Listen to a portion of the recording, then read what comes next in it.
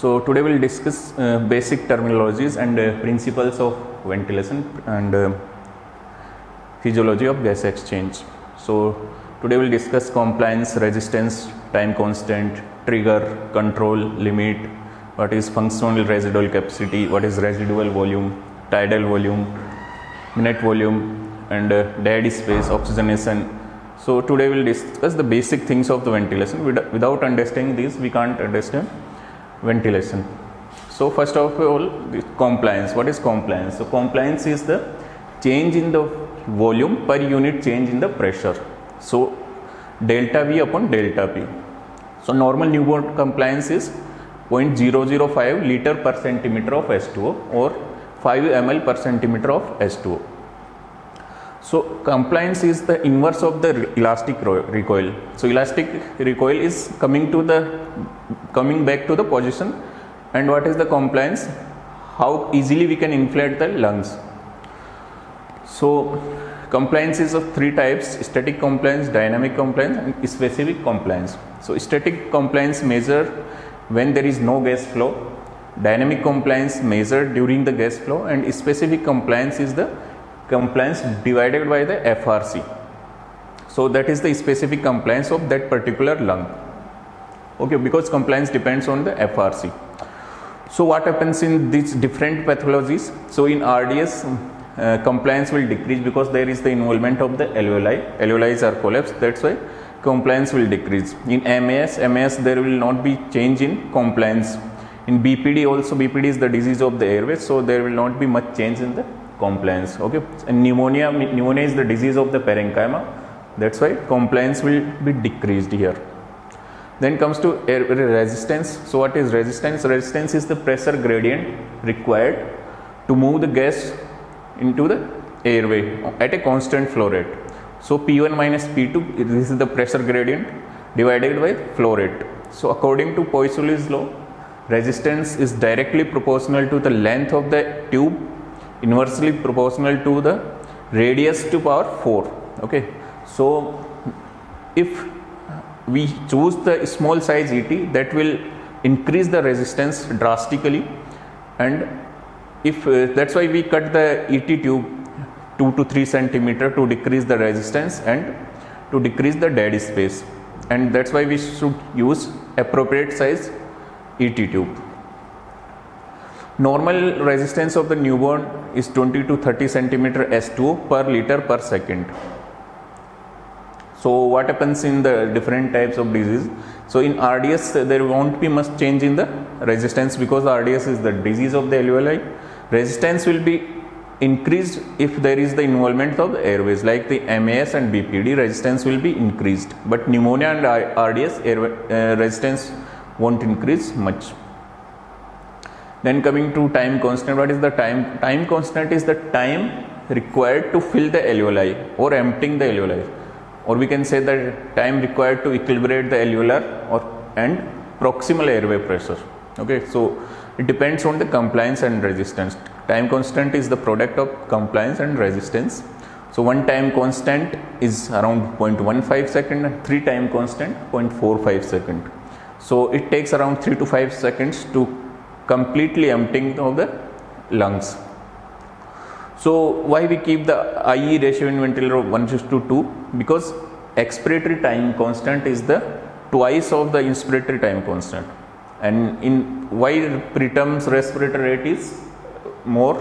Because preterm's time constant is less, that's why it takes less time to fill and empty the lungs, that's why preterm's respiratory rate is more. Okay, so what happens in RDS? RDS is the disease of the alveoli, so our time constant will be less, so we have to set inspiratory time less, around 0.3 to 0.35 seconds. MAS time constant will be more, BPD time constant will be more, that's why we have to set time inspiratory time around 0.4 second. Pneumonia is same as like RDS. Then coming to trigger. What is trigger? Trigger is initiation of the breathe.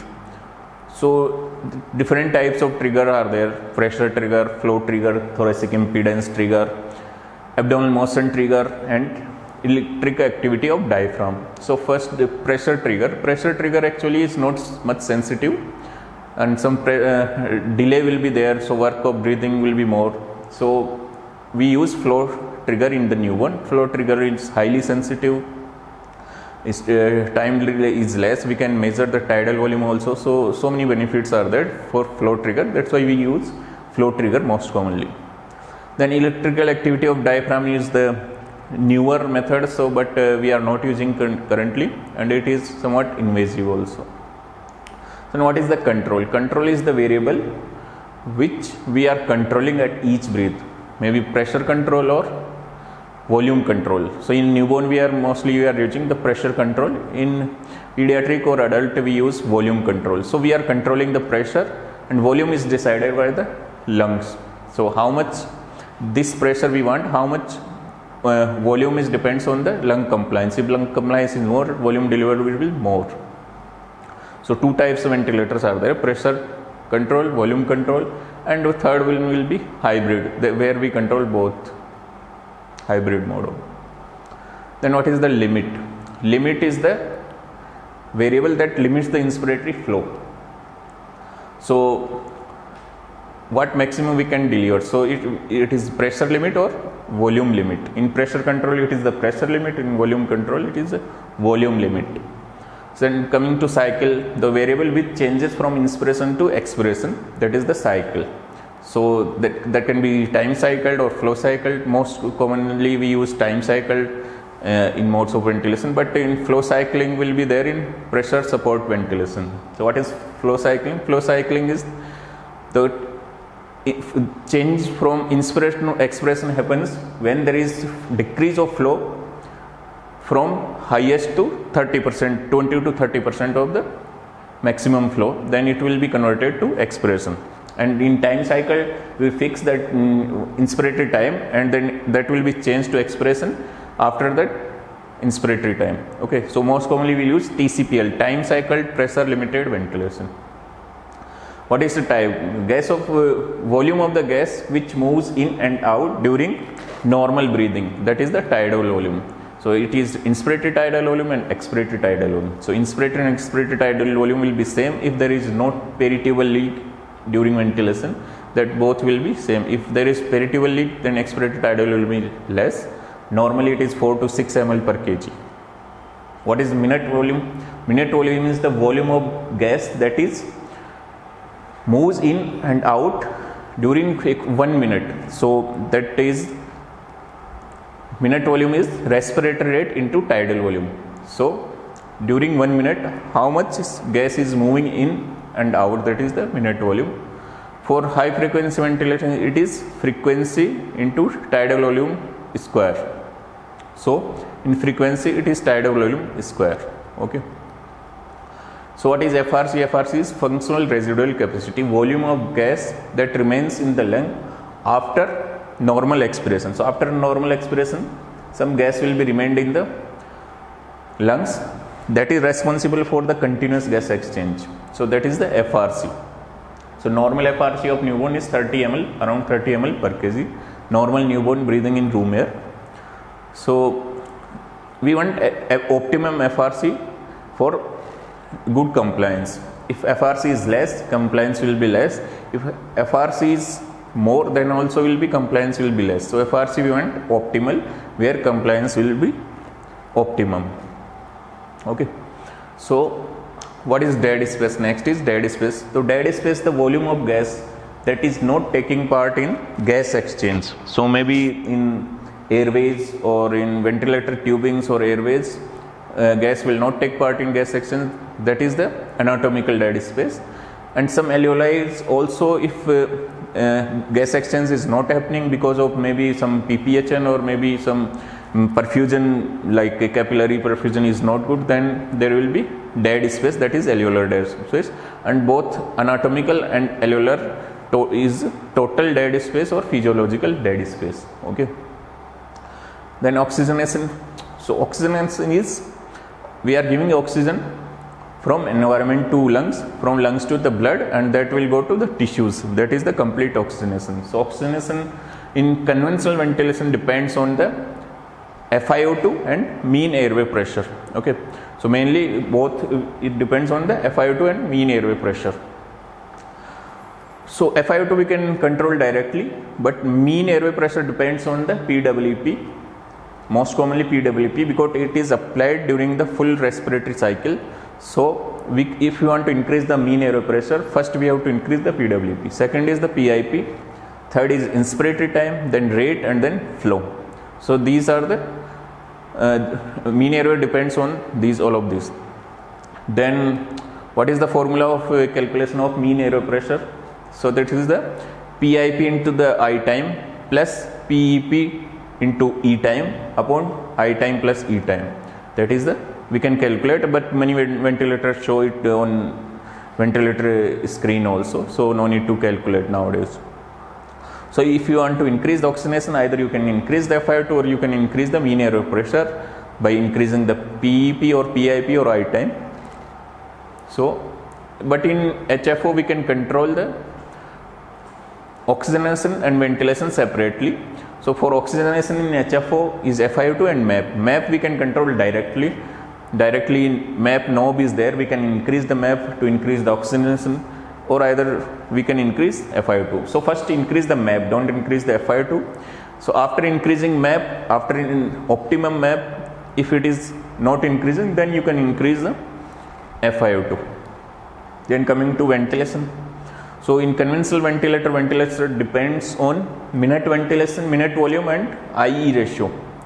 And minute volume depends on the tidal volume, rate and amplitude. What is amplitude? Amplitude is the PIP minus PEP. Difference of the PIP is and PEP is the amplitude. So if you are increasing the PIP, you are increasing the amplitude, and tidal volume will be increased and minute volume will be increased. Okay, and if you are increasing the rate, then also minute volume will be increased, ventilation will increase. So if you want to wash out the CO2, increase the tidal volume directly, or increase the PIP, or increase the rate. Second is the IE ratio. So IE ratio is more important than the increasing rate. Okay, so if you want to wash out the CO2, just increase the E time. Okay, normally we give IE ratio around 1:2, but you can increase to 1:2.5 or 1:3 also. So give more time to expirate. So this is the for conventional ventilation. For HFO, here we can control directly by amplitude or power or delta P. If we want to wash out the CO2, just increase the delta P. Just don't touch the frequency first. After increasing the delta P optimally or maximally, then also if it is CO2 washout is not happening, then you can increase the decrease the frequency. Here is the opposite to the conventional ventilator. Here we have to decrease the frequency to wash out the CO2 for improving the ventilation. In conventional ventilator we have to increase the rate. Okay, so this is for HFO. Either you can increase the amplitude directly or decrease the frequency to improve the ventilation. Then what is the VQ mismatch? So VQ mismatch is ventilation perfusion mismatch. So if ventilation and perfusion is appropriate, matching, then it is VQ is normal 1. If ventilation is more but perfusion is less, means VQ is more than 1, means dead space is there, means some alveoli are there, their gas is not taking part in gas exchange, maybe because of the pulmonary hypertension, or some capillaries are kinked or blood flow is not there. That's why that is the dead space. If VQ is less than 1, maybe some alveoli are underventilated or collapsed, but perfusion is there, but that is not taking part in gas exchange. So that is called underventilation if VQ is less than 1. Appropriate is VQ should be 1 for appropriate gas exchange. So how to improve VQ mismatch? For if alveoli are collapsed, then we can increase the CPAP, we can give CPAP or mean airway pressure, increase the mean airway pressure to recruit the alveoli, or you can change to HFO to recruit the lungs. If there is lungs means capillaries are collapsed or there is pulmonary hypertension, you can start inhaled nitric oxide to improve the perfusion, or positioning also. So better means expanded lung part you can keep in means decrease means in basal position. For today, I think this is sufficient. So we'll discuss rest of the things tomorrow. Thank you so much.